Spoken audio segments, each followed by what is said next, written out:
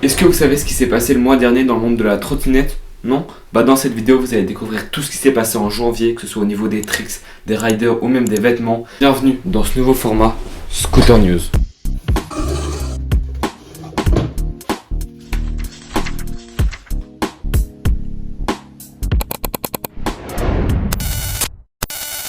Bon, avant de commencer, je vais vous expliquer le déroulement de cette vidéo et de tous les prochains épisodes à venir. Premièrement, on va parler de toutes les nouveautés qui se sont passées dans le mois dernier, que ce soit par exemple de nouveaux drops de vêtements de Mocovel, d'une nouvelle compétition ou alors d'un nouvel événement. En deuxième partie, je vais vous parler des meilleurs tricks qui, selon moi, ont été plaqués en janvier. Et pour terminer l'épisode, à chaque fois, je vais vous présenter un rider qui, je trouve, a vraiment fait des dingueries pendant le mois. Et en gros, je vais vous le présenter. Et je vais vous montrer les clips qu'il a fait en janvier et les clips genre pour lesquels je me suis dit, ok, lui, il est vraiment chaud. Et surtout, n'hésitez pas si vous avez des questions, des sujets que je pourrais aborder dans les prochains épisodes, n'hésitez pas et on prendra en compte toutes vos suggestions.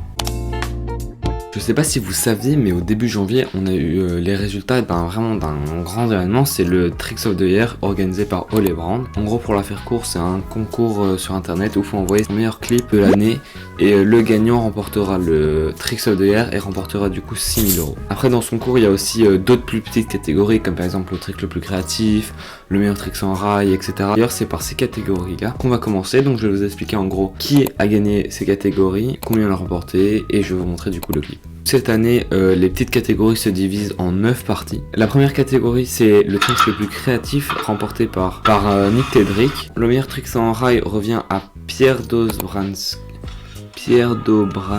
je ne sais pas si je le prononce très bien. Le meilleur tricks en courbe lui revient à Byroms. Pour le meilleur tricks en drop ou en gap, ça revient à Cold Plush. Le meilleur tricks en box, donc ça revient à Jack Ward. Lui, je pense que c'est celui qui fait tous les tricks un peu bizarres, genre où il fait tourner sa trotte un peu dans tous les sens. Le meilleur tricks en curb, c'est pour Jack B. Smith. Donc le meilleur tricks d'équilibre, genre de manual, de nose ou quoi, ça revient à Alfred DJR. Toutes ces petites parties, eux, ils ont un cash price 500 €. Et du coup, le Tricks of the Year cette année, il a été remporté par Ryan Williams qui a fait sur sa méga rampe qu'il a chez lui. Alors, le mec a une méga rampe chez lui. Il a fait 3-6 triple backflip. Et en plus de avoir remporté 6 000 €, il a aussi mis une première mondiale. J'ai oublié de vous parler du vote de la communauté. Cette année, c'est Yann Virla qui l'a remporté et qui a donc gagné 2 000 €. Pour continuer sur les nouveautés, Mocovel, donc la marque de streetwear, c'est pas une marque de trotte, mais en gros sur leur site est mis dédicace à la scout culture. Et du coup, ils ont sorti une nouvelle collection qui s'appelle Je m'assois sur tes principes, et je trouve leur vidéo de promo, elle est genre trop bien, elle sera ici.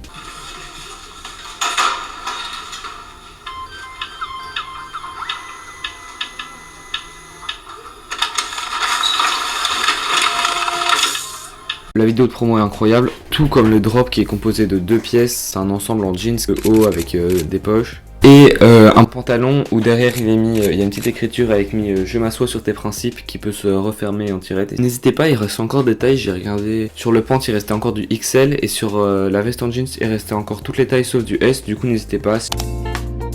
Du coup maintenant on passe à la deuxième partie, les meilleurs tricks de janvier selon moi. On commence avec Richard Zelinka qui a envoyé un énorme 3-6 bar gap. Le mec qui est beaucoup trop chaud, vous voyez la taille du gap. On va encore parler de lui, c'est Jules Lantanazza qui a fait un 3-6 whip throw bar. Si vous le connaissez pas, allez voir mon avant-dernière vidéo, je le présente. On continue avec Was la menace qui a fait un bête d'insta clip en janvier qui a même été repost par Scout Culture. D'ailleurs je vais peut-être faire un épisode sur lui bientôt. En fait, il faut qu'il me réponde. Et on termine avec Sondezy qui a fait des bêtes d'instaclip en janvier. Et je vous laisse avec celui qui, je trouve, était vraiment le meilleur instaclip. En fait, je pense que vous le connaissez parce qu'il est vraiment super connu. Et je trouve ce mec, il roule vraiment clean. Genre, il est trop chaud en 50. Pour terminer l'épisode, comme je vous l'avais dit, on va parler d'un rider que je trouve qui a été vraiment bon en janvier et que j'avais envie de présenter. On va parler de Léonard Baumtan, qui est un jeune rider de 15 ans, donc il a le même âge que moi, qui est sponsor par CDK et Blunt. Du coup, lui, il roule depuis 6 ans et il a commencé la trotte parce qu'il regardait des vidéos sur YouTube et tout, et du coup, ça lui a donné tout de suite envie d'en faire. Il a commencé la trotte avec une Prodigy S3 et il roulait au skatepark de Croix-Rousse, qui est son skatepark local. Il a commencé la trotte avec Oscur, je sais pas qui c'est, mais il a commencé à trotter avec lui. La première compétition, il m'a dit que c'était le CDK Infest en 2016. En fait, je sais pas si s'est trompé parce que s'il me dit que ça fait 6 ans qu'il roule et que sa première compète c'était en 2016. Et il a gagné le CDK Infest en 2019. Je trouve qu'il a vraiment été bon. Je vais vous mettre ses insta clips ici. Attends, il a fait. Ouais, je me souviens. Il a fait 50. Il a fait 50 whip par whip. Du coup, son Insta clip va s'afficher ici. Et si vous le connaissez pas, son Insta sera dans la description, donc n'hésitez pas à aller vous abonner à son compte. Du coup, j'espère que vous avez kiffé ce format. Ce mois-ci, il était pas très rempli. Mais je sens pour février, je vais essayer de poster l'épisode à chaque fois à la fin du mois. Comme ça, j'ai le temps. Le prochain épisode, ce sera du coup fin mars. On se dit à dimanche prochain pour une nouvelle vidéo.